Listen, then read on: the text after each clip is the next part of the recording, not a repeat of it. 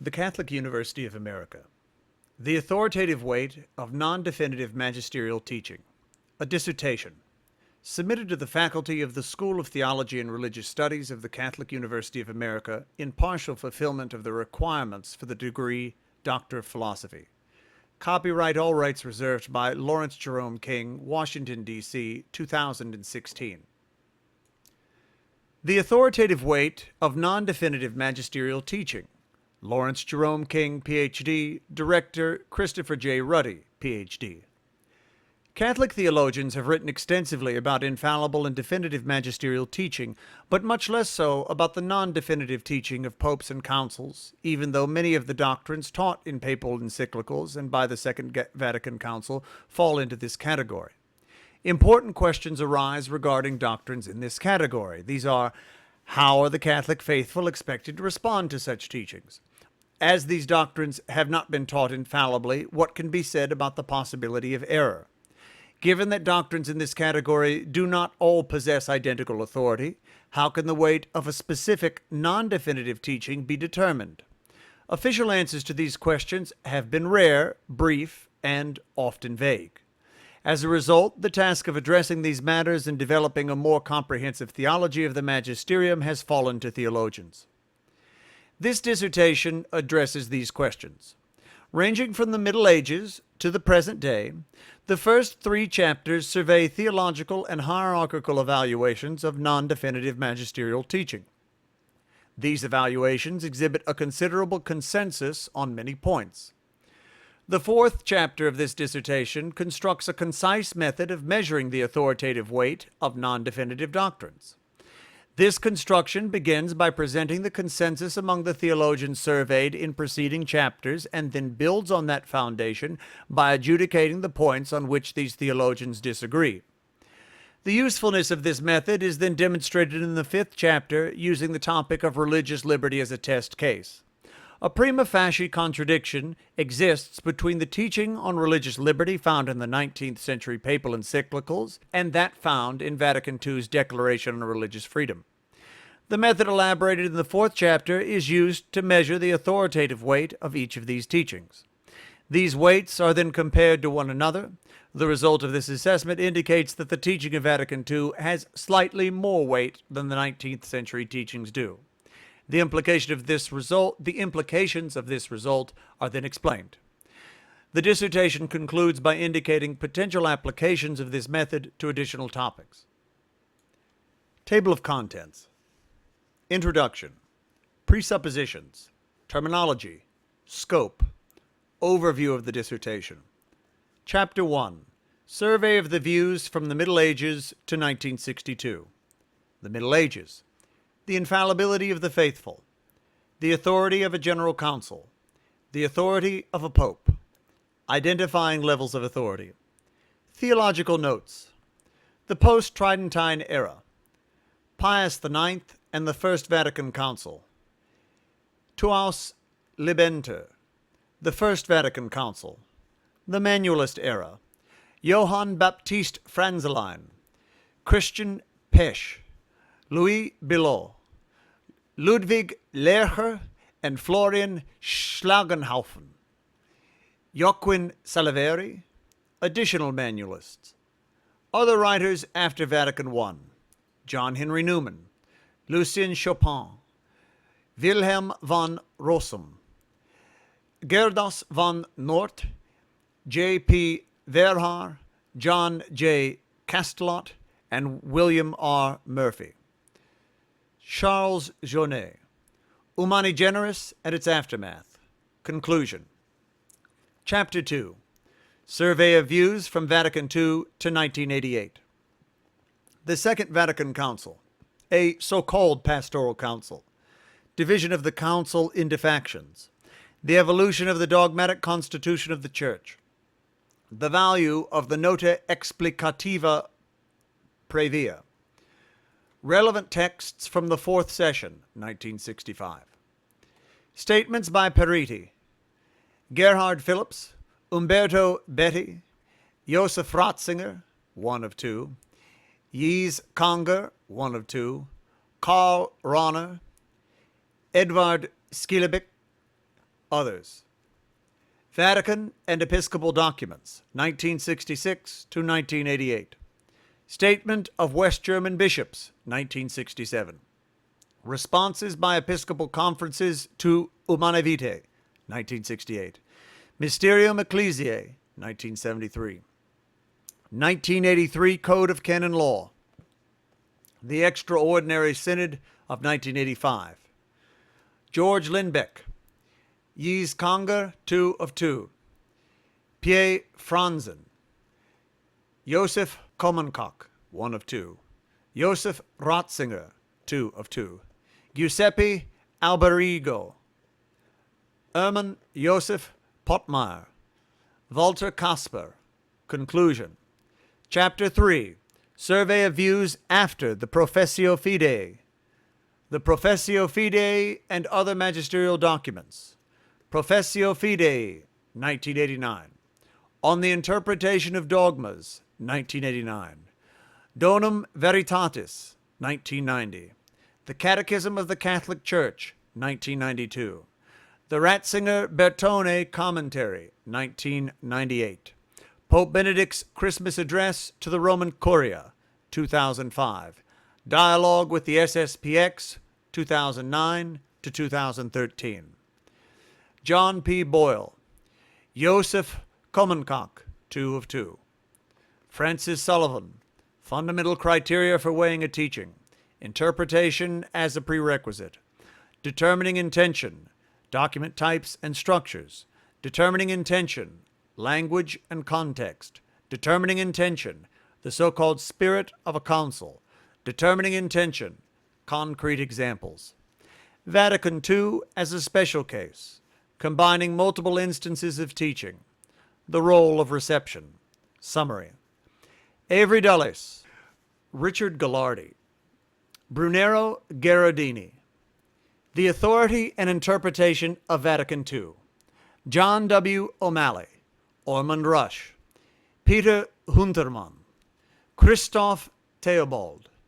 The Connection Between Interpretation and Weight. Conclusion. Chapter 4. Weighing Magisterial Teaching, a Proposal. Weighing a Single Document. Basic Traits of a Non-Definitive Authoritative Teaching. The centrality of intention and the centrality of the text. Are there privileged interpreters? The document type. Partitioning the document. Literary structure. Partitioning the document. Authorship. Internal indications of weight. External indications of weight. Partitioning the concepts, principles, and contingent matters. Partitioning broadly or narrowly.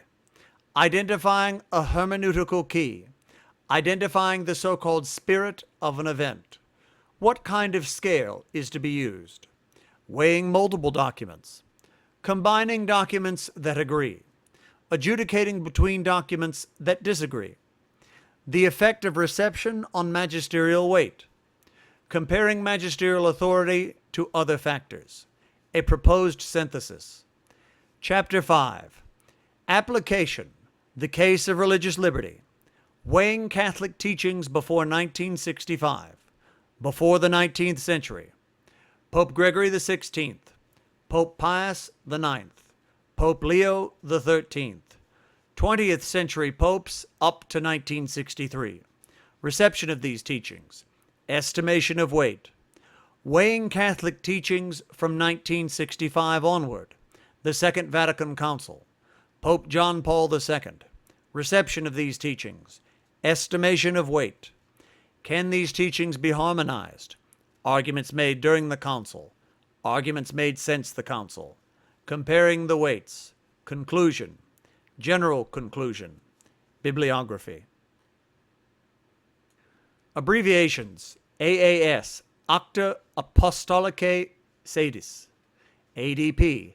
Acta et Documenta Concilio Ecumeno Vaticano II.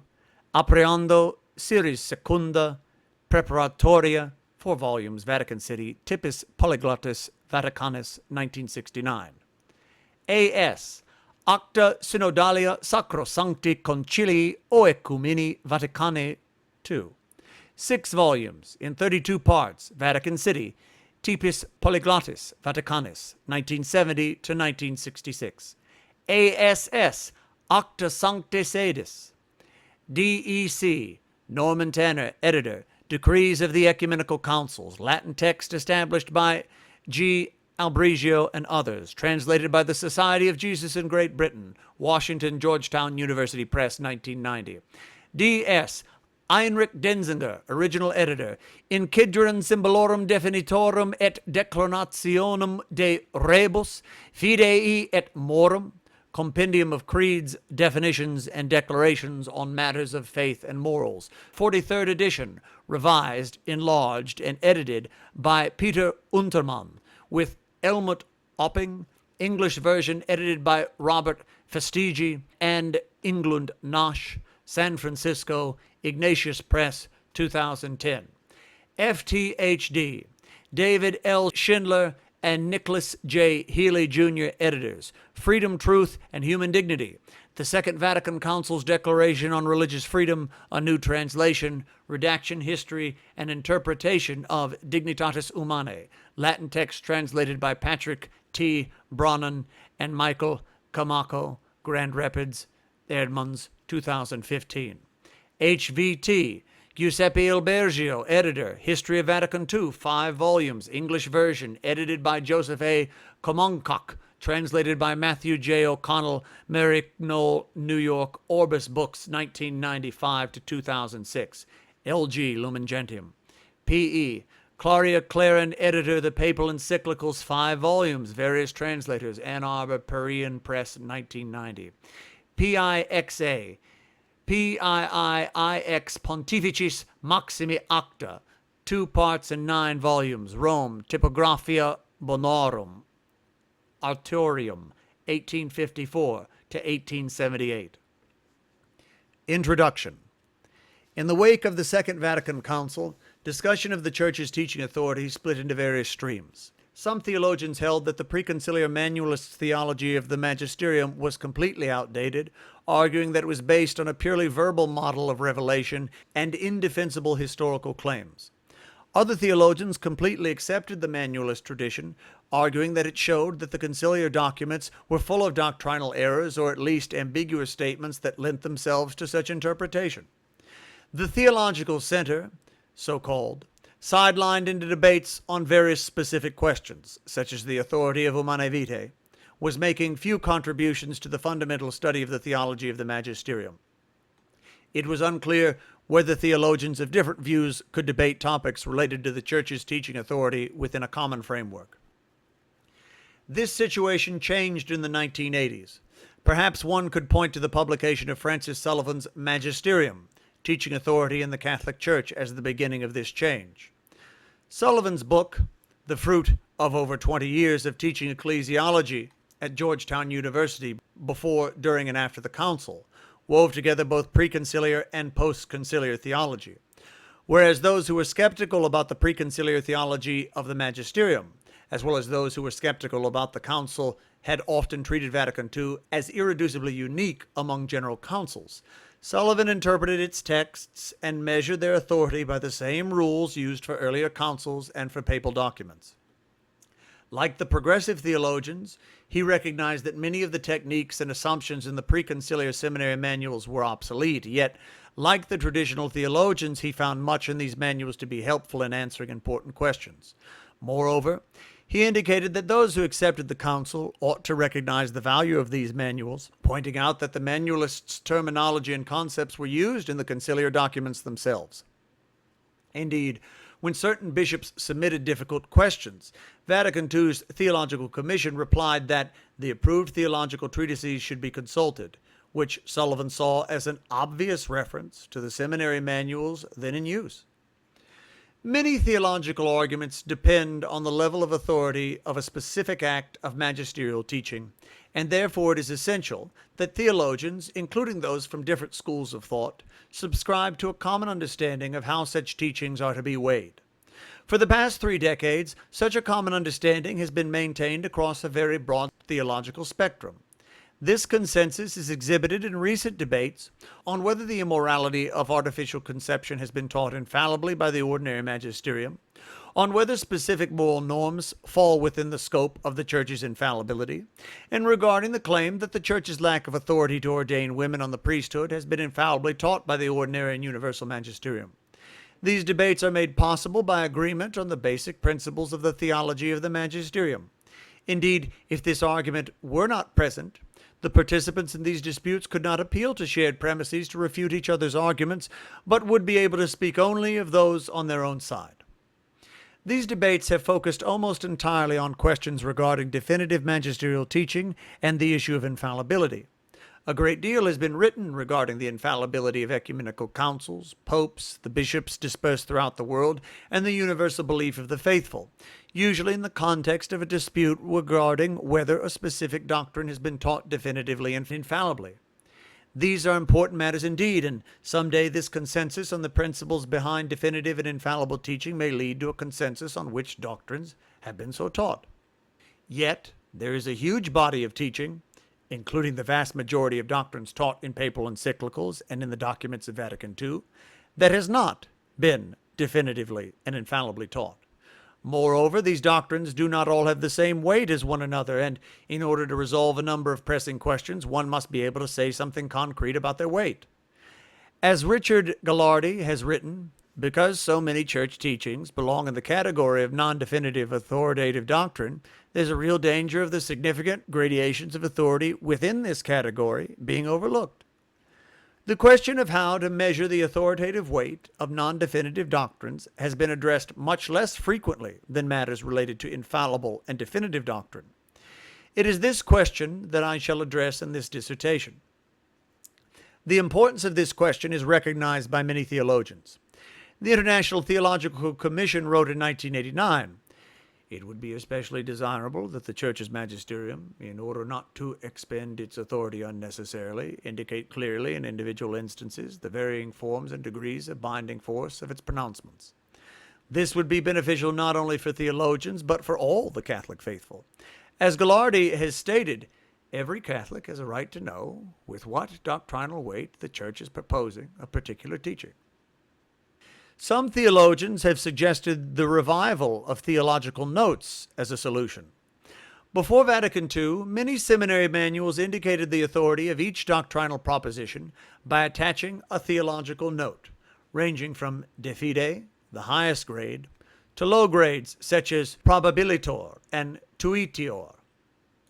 The International Theological Commission proposed such a revival, saying thus, "The living character of the tradition gives rise to a great variety of doctrinal statements, differing in important degree of binding force. In order to assess and interpret them properly, theology has developed its teaching with regard to theological notes. This was derived in part from the Church's magisterium. Unfortunately, it has fallen somewhat into destitute in recent times. Nevertheless, it is useful for the interpretation of dogma and should be renewed and further developed." Similarly, Harold Ernst has argued that Lumen Gentium assumes that its readers are familiar with the traditional system of theological notes.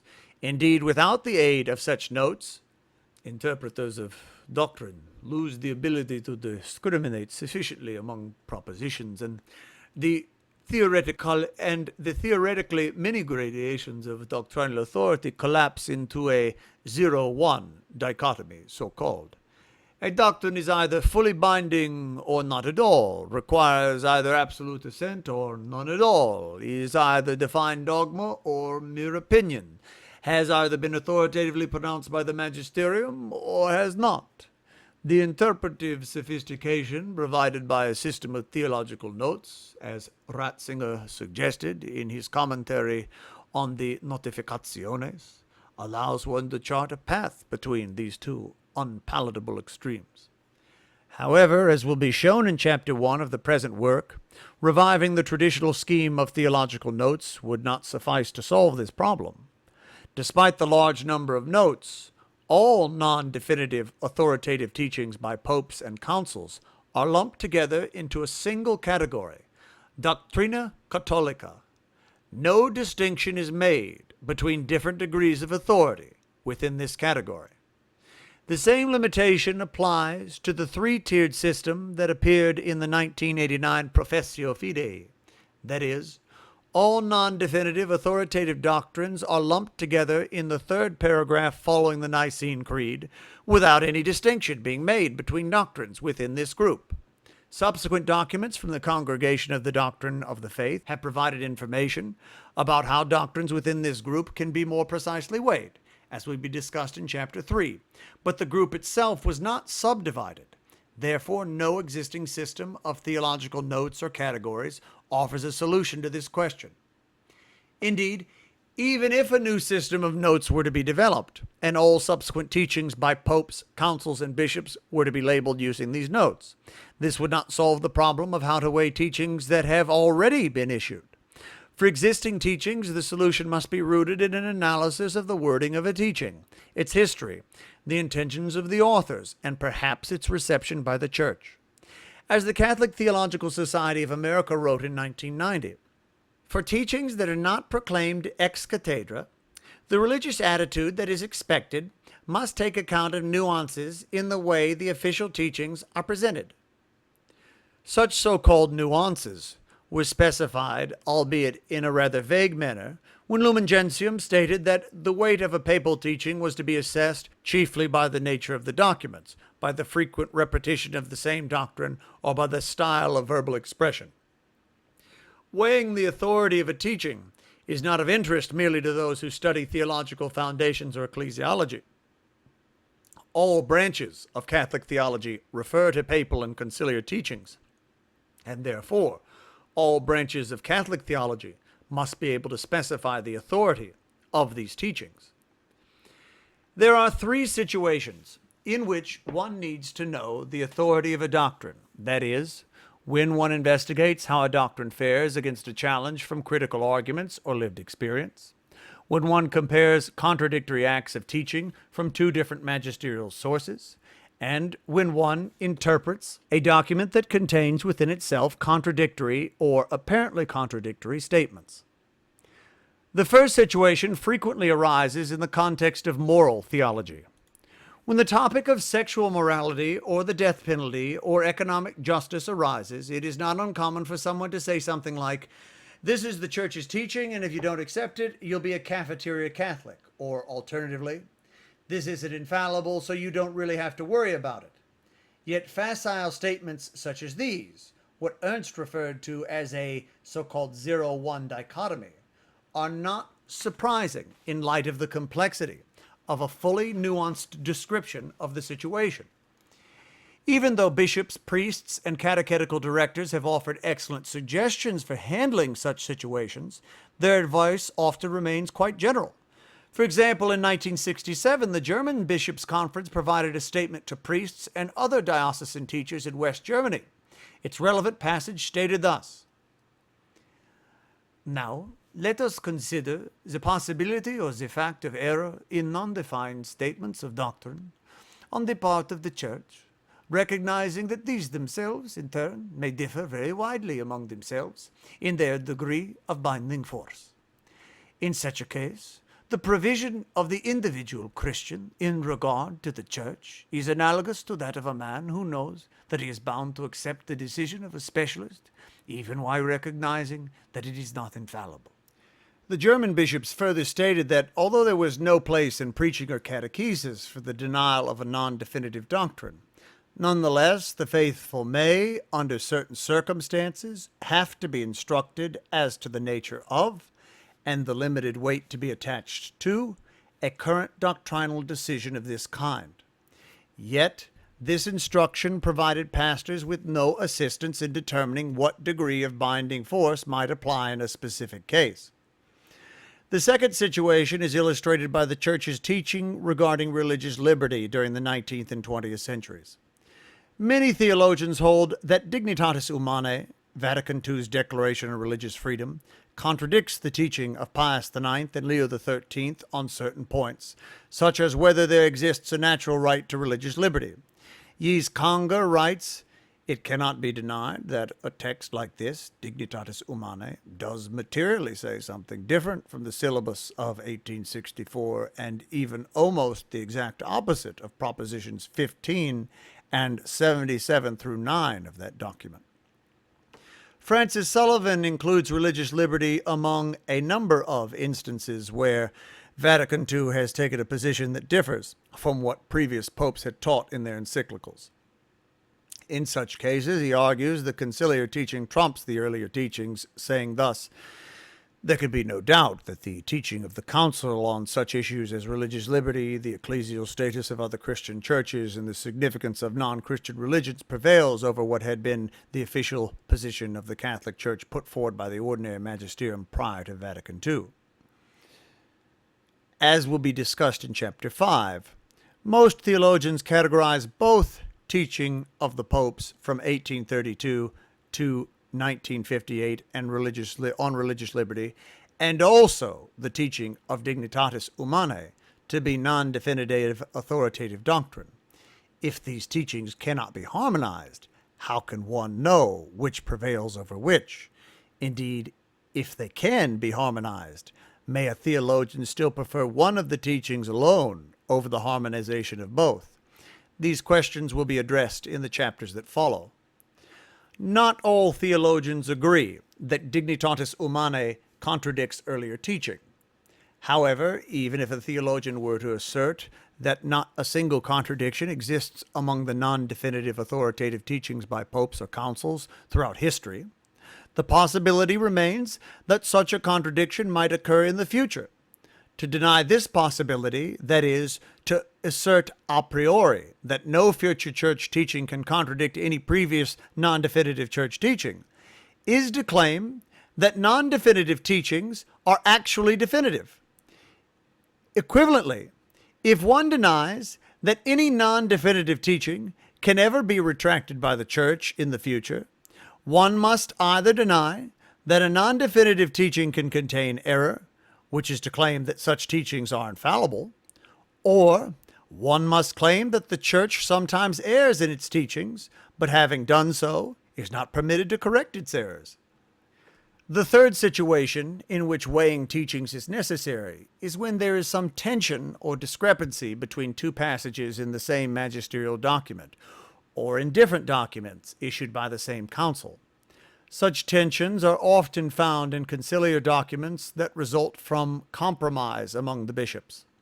One method of dealing with such situations is exhibited by the following passage by biblical scholar Joseph Fitzmyer on the interpretation of Dei Verbum 19. In studying this paragraph from Vatican Council II, one must remember that it was the product of much conservative and enlightened debate as Dei Verbum took shape. The struggle between the two groups of council fathers can still be seen in the context in paragraph 19, between the unhesitating assertion of the historical character of the Gospels and the later nuanced explanation of what the sacred authors have passed on to us. Here one sees Fitzmyer dividing Dei Verbum 19 into two interwoven strands. He does not actually say that the so-called nuanced explanations offered by the so-called enlightened fathers possesses more authority than the so-called unhesitating assertions offered by the so-called conservative fathers, but his implication seems clear. Fitzmyer is not the only theologian to assign different weights to doctrines taught within the same Vatican II document. Paul Lakeland writes, I find myself in agreement with George Lindbeck, who, in a fine study of Vatican II, argued that the meaning of the council is to be discovered where it breaks new ground, not where it simply reiterates the teachings of the ages. Meanwhile, other theologians would reverse this view, assigning more weight to passages that draw on long-standing traditions than to passages that display innovation or novelty. Another common way of assigning different weights to different passages of one document is by partitioning it according to its literary structure. Thus, certain post-Trinitine theologians held that the canons of a conciliar document were infallibly taught, whereas its chapters were not. Other theologians argued that both parts of a document could contain infallibly taught doctrines. A variation of this division can be seen in some comments made by Joseph Ratzinger just after the Second Vatican Council. Dignitatis Humanae is structured as an introduction and 2 chapters. The introduction states that the document, quote, leaves intact the traditional Catholic teaching on the moral obligation of individuals and societies toward the true religion and the one Church of Christ. Yet Ratzinger holds that the chapters of this document contain something new, something that is quite different from what is found, for example, in the statements of Pius IX and Pius XII. It would have been better to omit these compromising formulas in the introduction, or to reformulate them in lines within the later text. He then appears to minimize the authority of these compromising formulas, on the ground that it appears in the text's introduction rather than in its chapters. The introduction changes nothing in the text's meaning, therefore we need not regard it as anything more than a minor flaw. Such examples could easily be multiplied. It is clear, then, that the need to measure the authority of non-definitive magisterial teaching arises when such a teaching is challenged by external arguments, when 2 different magisterial declarations seem to contradict one another, and when a single declaration includes passages in tension with each other. To date, there is no published summary, comparison, or synthesis of the views of different theologians regarding how the authority of non-definitive authentic magisterial teachings are to be weighed.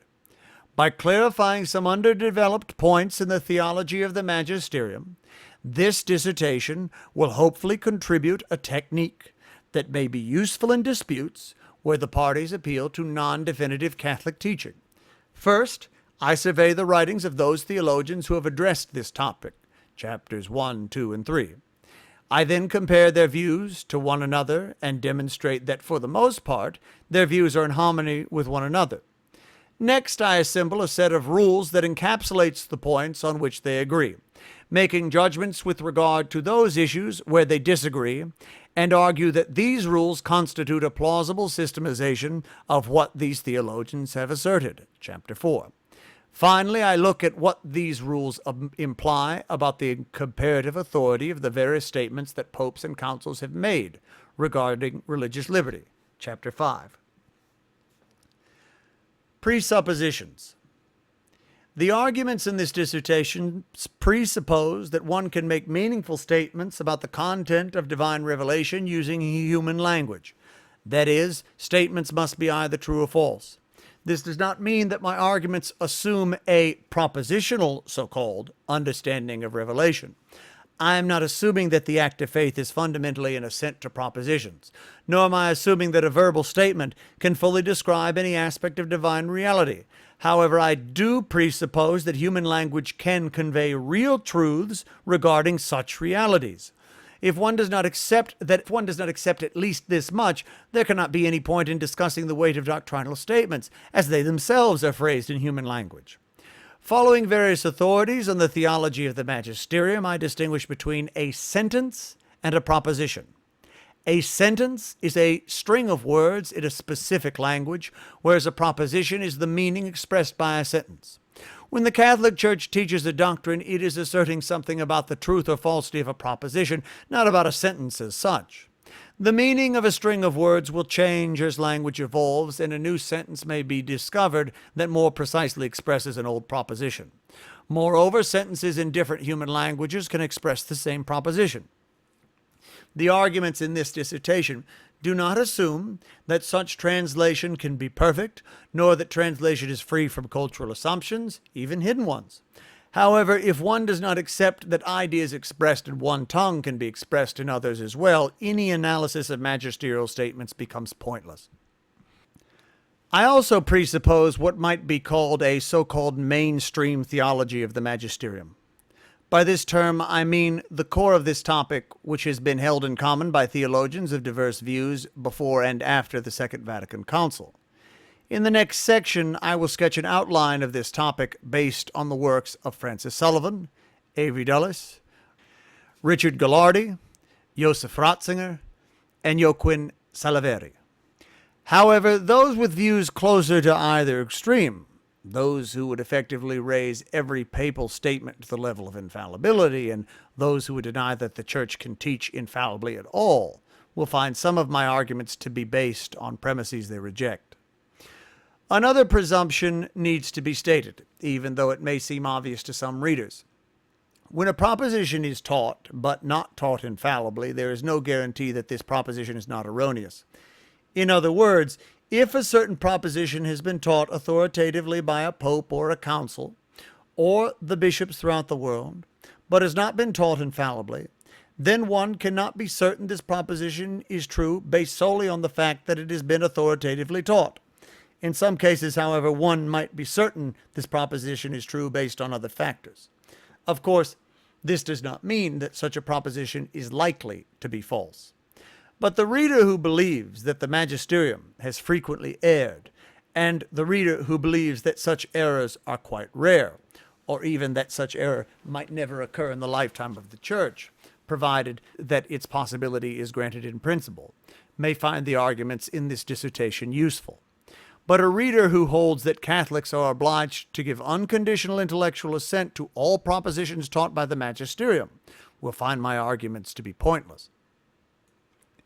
This is not to say that the arguments in this dissertation are opposed to a hermeneutic that attempts, first and foremost, to interpret two doctrinal pronouncements in such a way that they do not contradict each other. But such a hermeneutic does not prevent one from admitting a contradiction if efforts to harmonize are unsuccessful, any more than a hermeneutic of suspicion require the user to reject every claim made by an untrustworthy source. As Avery Dulles has written, to deny on principle that ordinary papal teaching can be corrected would be, in effect, to assert that all of it is definitive. Terminology. The terminology used in this dissertation follows the common usage of theologians who have published frequently on the theology of the Magisterium. Rather than arranging these terms in dictionary format, it seems more useful to present a brief summary of the theology of the Magisterium, letting the terms appear in their natural context. The following table can serve as an outline of this section. The 5 rows of the table correspond to the levels of teaching that will be discussed. Doctrines taught at the highest level of authority are dogmas. These are doctrines that are contained within the deposit of revelation, explicitly or implicitly, and have been taught definitively and infallibly. They are represented by the first row in the preceding table. Dogmas are referred to, collectively, as the primary object of infallibility. The Professio Fidei, issued by the Congregation for the Doctrine of the Faith in 1989, consists of the Niceno-Constantinopolitan Creed, followed by 3 paragraphs describing different levels of church teaching. The first of these paragraphs describes dogmas as those teachings contained in the Word of God, whether written or handed down in tradition, which the Church sets forth to be believed as divinely revealed. Members of the Catholic Church are expected to believe such dogmas with divine faith, and thus the theological note associated with these doctrines is so-called de fide. The denial of a dogma constitutes heresy, at least materially. There are 3 ways that dogmas can be taught. These are: the Pope can issue a definition, also known as teaching ex cathedra. An ecumenical council can issue a definition, or the bishops dispersed throughout the world can unanimously teach a doctrine as something to be held definitively by all the faithful. The terminology presented above is used by the theologians who write about the Magisterium, but one should not infer from this agreement on language that there must be agreement on applications. Indeed, even one of the most frequent opinions asked by those curious about Catholicism, how many times throughout history has a pope infallibly taught a dogma, generates a wide variety of answers. Louis Bilot lists 10 such definitions between 1302 and 1864. Klaus Schatz lists 7 occasions between the 5th century and 1950. Francis Sullivan seems to concur with Schatz's list. Karl Rahner states that the Marian dogmas of 1854 and 1950 are the only concrete examples of papal dogmatic definitions. A 1998 commentary on the Professio Fidei written by CDF prefect Cardinal Ratzinger and the CDF secretary Archbishop Bertoni cited the 2 Marian dogmas along with the declaration of Benedict XII that the saints in heaven hold the beatific vision even before the resurrection, Benedictus Deus 1336, as 3 examples without offering a complete list. The second row in the table represents a category of teaching that goes by several names. The manualists referred to it as the secondary object of infallibility or the indirect object of infallibility. Richard Gallardi suggests the term definitive doctrines, while Avery Dulles refers to doctrines infallibly taught as inseparably connected with revelation. This category contains doctrines that have been taught definitively and infallibly, but which are not themselves revealed by God. As with dogmas, these doctrines can have been taught definitively by a pope issuing a definition, an ecumenical council issuing a definition, or by the bishops dispersed throughout the world teaching this doctrine is something to be held definitively by all the faithful. The second added paragraph in the Professio Fidei describes this category as, quote, everything definitively proposed by the Church regarding Cerca, teaching on faith and morals. Although some theologians have suggested that such doctrine should be believed as an act of faith, no magisterial document has made such a claim. The Professio Fidei merely says that such doctrines should be firmly accepted and held. Both Vatican I and Vatican II deliberately use tenere rather than credere when describing the response owed to infallible teaching in order to indicate that both the primary and secondary objects of infallibility were included, as it was considered appropriate to use credere only for revelation itself, the primary object. Theologians agree that a non-revealed doctrine can be taught definitively only if it is closely connected to revelation itself. However, there's a disagreement about what kind of connection is required. Many theologians, as well as some magisterial documents, suggest that the connection must be such that disbelief in this non-revealed doctrine will undermine the Church's dogmatic teaching. For example, several theologians assert that the Church can teach definitively that a certain gathering of bishops was truly an ecumenical council, or that a certain person was truly a pope, because doubting the validity of a council or a pope would undermine belief in the dogmas they defined. This disagreement over how the secondary object is connected to revelation leads to a great variety of views on what sorts of doctrines are included in this object. Many of the manualists held that it includes philosophical truths that can be deduced from revealed truths, philosophical truths that are logical prerequisites for receiving revelation, so-called dogmatic facts, such as the genuine sense of a text, the dispute over the meaning of Janssen's Augustinus being the most famous example, so-called historical facts, such as the determination that a certain council was indeed ecumenical, so-called hagiographical facts, such as the canonization of a specific saint, and the approval of their veneration, and practical decisions of the Holy See that have theological implications, such as the approbation of a specific religious order. At the other extreme, some theologians consider this category to be very narrow or question whether it exists at all. Since this dissertation does not focus on the secondary object of infallibility, these disputes will not be explored here. It should be noted that when the Professio Fidei was first published, there was confusion in some quarters about what kinds of doctrines the second paragraph referred to. Some theologians recognized from the phrasing that it was referring to the secondary object of infallibility, while others offered alternative theories. Eventually, the CDF explained its intention more clearly, perhaps due to the initial period of confusion, One sometimes finds articles in which the doctrines of the first paragraph are called infallible and those of the second paragraph are called definitive, but this terminology is quite misleading since both paragraphs refer to definitive doctrines that have been taught infallibly. Richard Gallardi suggests the term definitive dogmas for the first paragraph and definitive doctrines for the second. Although the terms infallible, definitive, and irreformable are sometimes used interchangeably, they are distinguished both semantically and logically.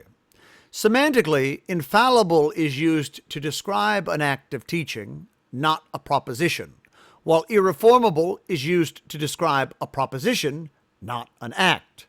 Thus, Mary was conceived without original sin is an irreformable proposition because it was taught infallibly in 1854.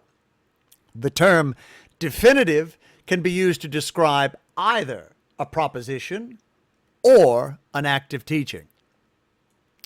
Logically, there's a distinction between teaching something infallibly, which means that it is impossible for this teaching to be false, and teaching something definitively, which means that it cannot be retracted or reversed in the future. However, theologians hold that these two qualities, while logically distinct, will always be found together. If the church were able to teach something definitively, but not infallibly, then the church could bind the faithful to an irrevocable belief in something false. As Avery Dulles has written, the term irreformable, consecrated by the usage of Vatican I and Vatican II, means definitive, that is to say, not subject to cancellation or removal by any other body in the church. As the reason for irreformability, Vatican I assigned the charism of infallibility. Therefore, while the term infallible, definitive, and irreformable are logically distinct, in Catholic theology, these properties are always found together. The third row in the table represents a category of doctrines that have been taught to the universal church, but which have not been taught definitively. The third added paragraph in the Professio Fidei describes these as teachings that either the Roman Pontiff or the College of Bishops enunciate when they exercise their authentic magisterium, even if they do not intend to proclaim these teachings by a definitive act. There is no generally accepted name for this category. Sullivan refers to these doctrines as authoritative but not infallible teaching. Gallardi calls them non-definitive authoritative doctrines. Dulles calls them so-called reformable or so-called non-definitive. And Salaveri calls them doctrine mire authentici docte. I will use Gallardi's term in this dissertation, sometimes shortening it to non-definitive doctrines or authoritative doctrines when the context is clear. This category of doctrines is the focus of this dissertation. It includes the majority of what has been taught in papal encyclicals, as well as most or all of the doctrinal teachings of Vatican II. To be in this category, a doctrine must have been taught to the universal church by the Pope or by the College of Bishops, but not in a definitive manner. Lumen Gentium 25 and the Professio Fidei state that the Catholic faithful are expected to receive such doctrines with religiosum voluntatis et intellectus obsequium. The meaning of this phrase will be explored in chapters 2 and 3. Although the Professio Fidei lists only 3 categories of teaching, the CDF's 1990 Instruction on the Ecclesial Vocation of the Theologian, Donum Veritatis, adds a 4th category with less authority than the first 3. This is teachings which involve, in addition to solid principles, certain contingent and conjectural elements. This instruction goes on to warn that distinguishing the doctrinal from the contingent in such teachings is easiest when time has passed and a better historical perspective is gained. This category is represented by the 4th row on the table. These 4 categories include all the doctrinal teachings taught to the universal church by the universal teachers of the church, the Pope and the College of Bishops. There are other teachings that have doctrinal import as well. For instance, teachings by the congregations of the Roman Curia, teachings by local synods and by national bishops' conferences, and teachings by an individual bishop And also included here are doctrines taught by the Pope when acting in his role as the bishop of the particular Church of Rome. In other words, when not addressing the universal church. Finally, it is possible for the Pope or another bishop to teach as a private doctor, as Benedict XVI explicitly did in his Jesus of Nazareth series. Such teachings have no magisterial authority at all.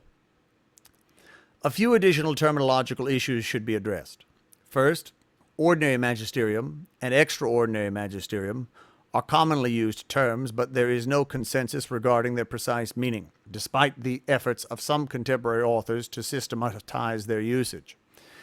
There is agreement that when the bishops teach infallibly while dispersed throughout the world, this is an exercise of the ordinary and universal magisterium, and when the bishops teach infallibly in council, this is an exercise of the so-called extraordinary magisterium. But when the bishops teach non-definitively and non-infallibly in an ecumenical council, is this the ordinary magisterium, Sullivan Gallardi, or the extraordinary magisterium, Saliveri Congar? When the bishops dispersed throughout the world teach unanimously, but not in a definitive manner, it is agreed that their teaching is not infallible. Is such teaching still referred to as ordinary and universal magisterium? Gallardi says yes, but other authors reserve that term only for infallible teaching. To make things more confusing, ordinary and universal magisterium is often shortened to ordinary magisterium in casual writing, even though the latter is a much more general term. Therefore, I will avoid these terms except when quoting sources. Second, the Latin authenticus will be translated in this work as authoritative. Although some English translations of magisterial documents use the term authentic instead, this translation is misleading. Long ago, the English word authentic was synonymous with authoritative, but today it means genuine, and therefore it is no longer an accurate translation of authenticus. Third, as explained above, a doctrine which has been taught definitively and infallibly is called irreformable. This should not be understood to mean the words of a doctrinal definition cannot be reformulated. Indeed, it can happen that a better verbal formulation can express the original meaning more clearly. Rather, the term irreformable is simply a synonym for irreversible. Finally, when discussing a real or hypothetical church teaching that is not true, I will freely use words such as error, and when discussing two real or hypothetical church teachings that cannot be harmonized, I will freely use words such as contradiction. This would hardly seem to need comment, but there are many theologians who work very hard to avoid such terms. I hope that the reader recognizes that these terms are never meant as a sign of disrespect for the teaching authority of the Catholic Church, which I accept as a gift given by Christ. Scope. This dissertation will address the question of how one can weigh the authority of non-definitive authoritative teachings of popes and ecumenical councils. It may be useful to indicate the boundaries of this question. First, my aim is to reach some conclusions regarding the rules and principles for weighing the authority of such teachings. Specific teachings will be referred to frequently because principles and rules are often best explained by using examples, and also because some theologians reveal their implicit principles by making claims about the weight of specific doctrines. The final chapter will use the example of religious liberty to illustrate my conclusions. Nonetheless, my goal is to say something about the rules and principles for weighing doctrines, not to make judgments about the weight of individual teachings. Next, the focus of this dissertation is on doctrines that have been taught authoritatively to the universal church, but not infallibly and definitively. Doctrines of greater or lesser authority will be dealt with only insofar as my sources intermingle different types of doctrines in their writings. In short, the focus is on doctrines that appear in the third row of the table in the previous section.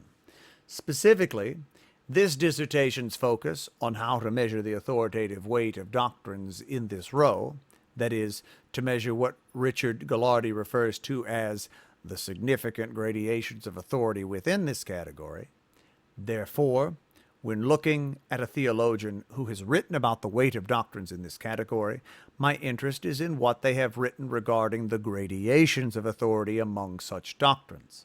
Much has been written about so-called the weight of non-definitive teaching, often as if all such doctrines share the same weight. This perspective can be found in many articles and monographs on topics such as, can one dissent from non-infallible teaching? What is the meaning of religiosum obsequium? And so on. This dissertation will not analyze such articles except insofar as they allude to the fact that not all teachings in this category possess the same weight. Moreover, I will restrict the analysis to doctrines that have been taught by popes or by ecumenical councils.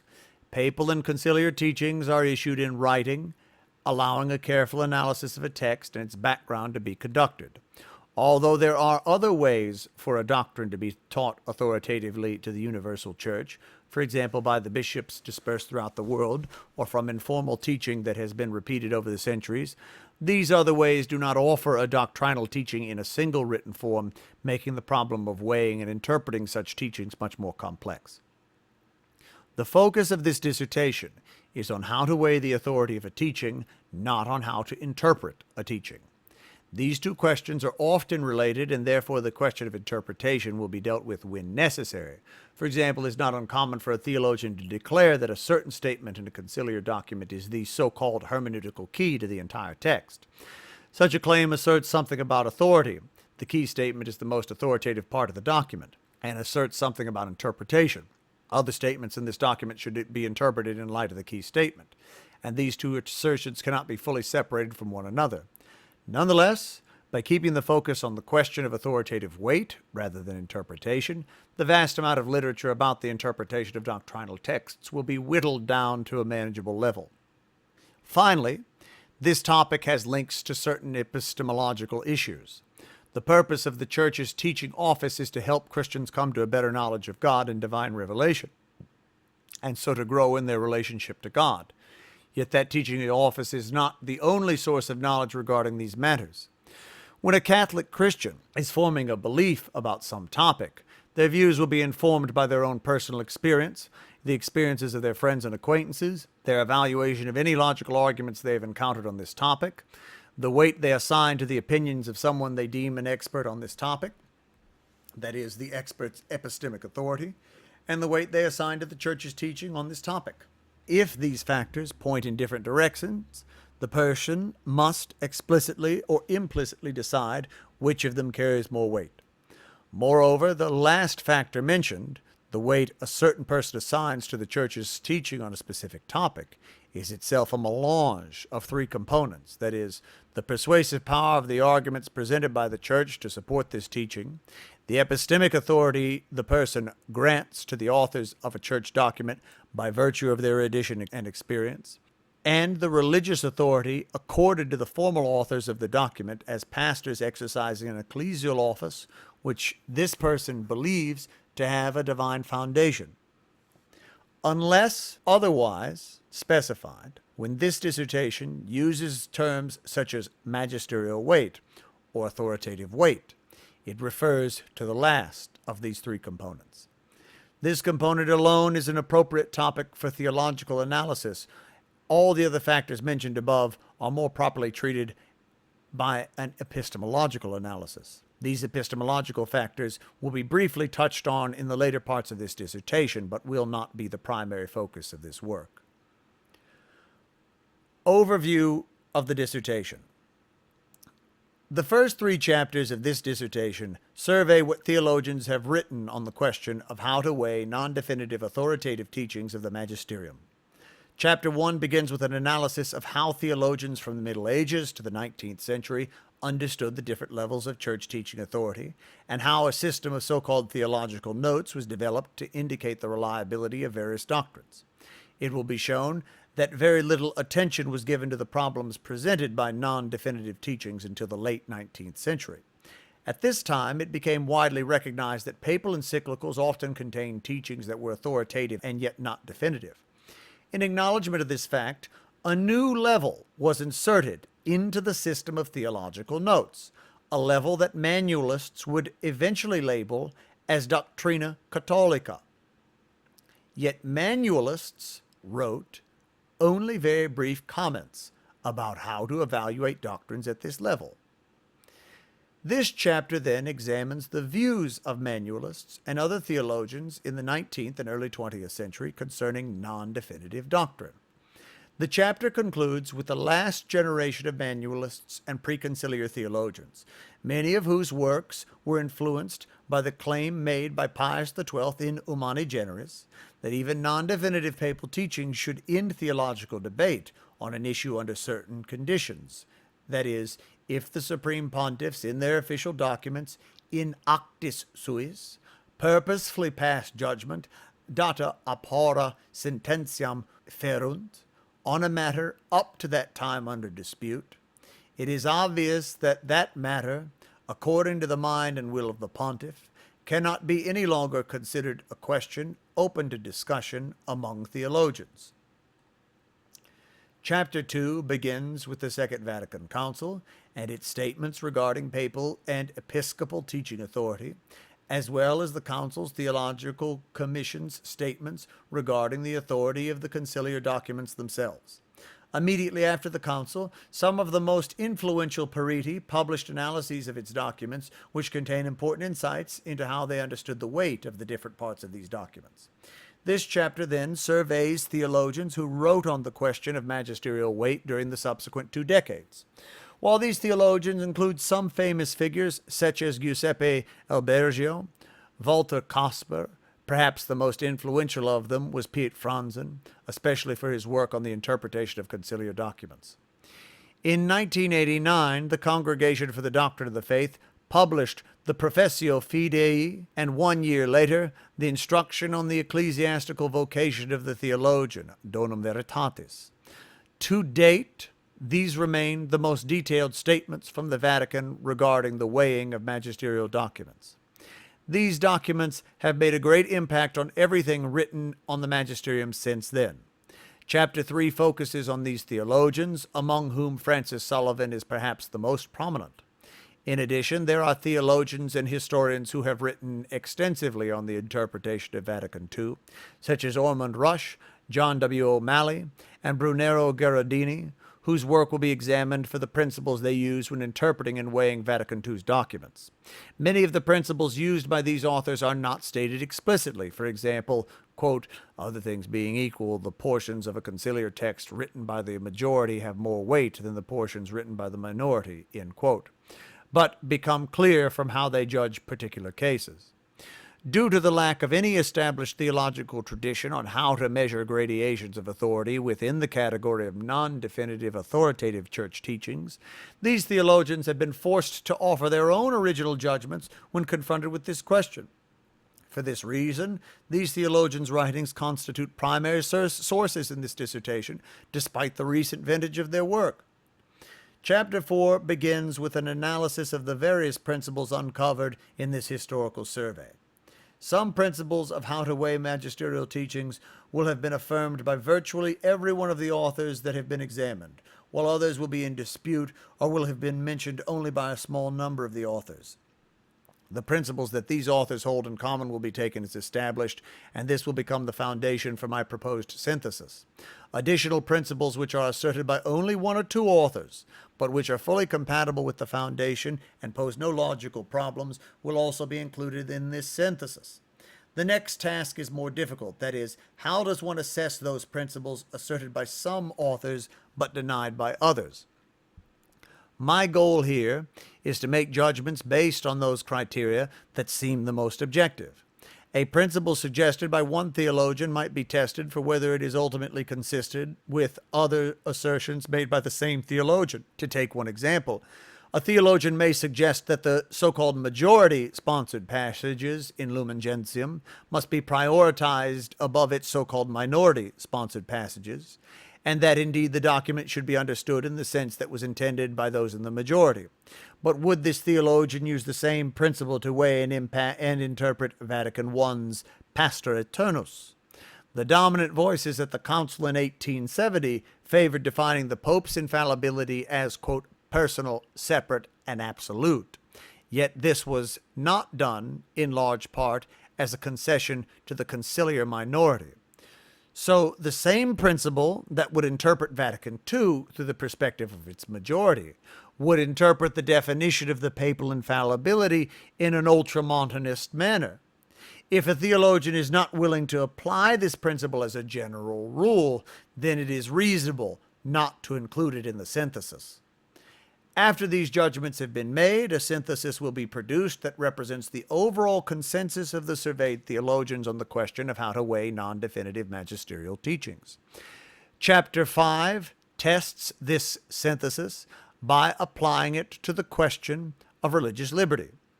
Some theologians substantially reject the 19th century papal teachings on this question in favor of Dignitatis Humanae.